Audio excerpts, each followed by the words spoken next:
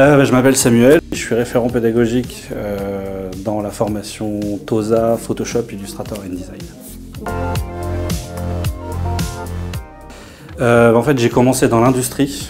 J'ai fait un BTS dans les tuyaux, l'automatisme et tout ça. Ensuite, je me suis reconverti, j'ai fait du web et de la vidéo. J'ai bossé dans une agence d'événementiel, je faisais des stands d'exposition. Ensuite, je me suis mis à mon compte, j'ai fait du web, de la vidéo, pas mal de petites choses sympas à mon compte. Et en parallèle, je suis devenu formateur dans un centre de formation en présentiel pendant à peu près une dizaine d'années avant d'arriver à l'EDA. Ouais, c'était un super projet. En fait, j'ai une petite ville à côté de chez moi qui venait d'ouvrir un musée médiathèque qui voulait ouvrir un musée médiathèque et on m'a demandé avec un pote d'organiser l'inauguration. On a fait des affiches en anamorphose, on a fait des trompe-l'œil au sol, on a fait de la projection du vidéomapping sur des blocs en tissu et on a fini par une soirée show laser.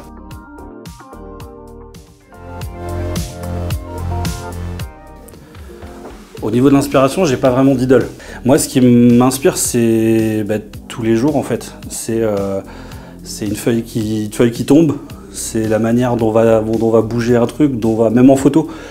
Des fois, on passe. Ça m'est arrivé de passer, de traverser mon jardin en pleine nuit avec ma lampe de poche pour aller emmener un truc au fond de mon jardin. Et j'ai trouvé que la lumière, elle faisait un truc de dingue. Et j'ai passé la nuit dans mon jardin avec ma lampe de poche à faire des images. Donc c'est ça, c'est ce qui se passe. Ça va être des rencontres, ça va être un graphe dans la rue. On parlait d'anamorphose tout à l'heure, je trouve que ce mot est bien. Anamorphose. L'anamorphose, en gros, l'idée c'est qu'on a plein d'objets, enfin plein d'affiches, d'objets, de dessins, ce qu'on veut, qui sont un peu placés comme ça à des distances différentes. Et quand on se passe d'un point de vue, on voit quelque chose, ça forme quelque chose. Et puis si on fait un pas de côté, on voit autre chose. Et puis parfois on peut se mettre à différents endroits et on voit autre chose. L'élève qui n'est pas encore élève, enfin le futur élève, il arrive, il voit un logo, il voit une école d'art à distance, voilà. Puis ensuite il va être élève, il va rencontrer des gens au téléphone, il va avoir des gens qui vont l'écouter, qui vont l'aider, donc ça, voilà, il fait un pas de côté, il voit quelque chose de différent. Je le vois de l'intérieur. Je pensais pas, avant d'arriver à l'EDA, rencontrer autant de gens passionnés, passionnants, avec un niveau de dingue. Alors, un élève qui va se lancer, à mon avis, le plus difficile à trouver, c'est le juste milieu entre je demande de l'aide super vite parce que je cherche pas, et je passe trop de temps à chercher.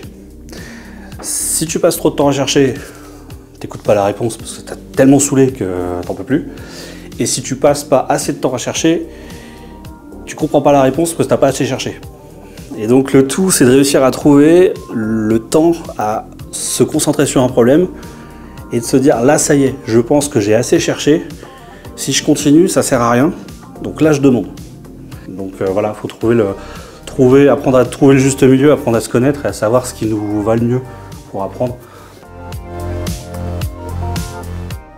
Perso, je trouve que Photoshop et InDesign sont des outils pour modifier quelque chose qu'on a déjà fait avant. On fait une belle photo, on va la retoucher avec Photoshop. On part pas d'une page blanche sur Photoshop ou sur InDesign en général. On a déjà préparé des textes, on a déjà préparé. Et ce que j'aime dans Illustrator, c'est qu'on peut partir d'une page blanche, on peut partir de 3 ronds mis comme ça, on va les travailler, et on arrive à dessiner en partant de zéro. C'est pour ça que j'aime bien Illustrator.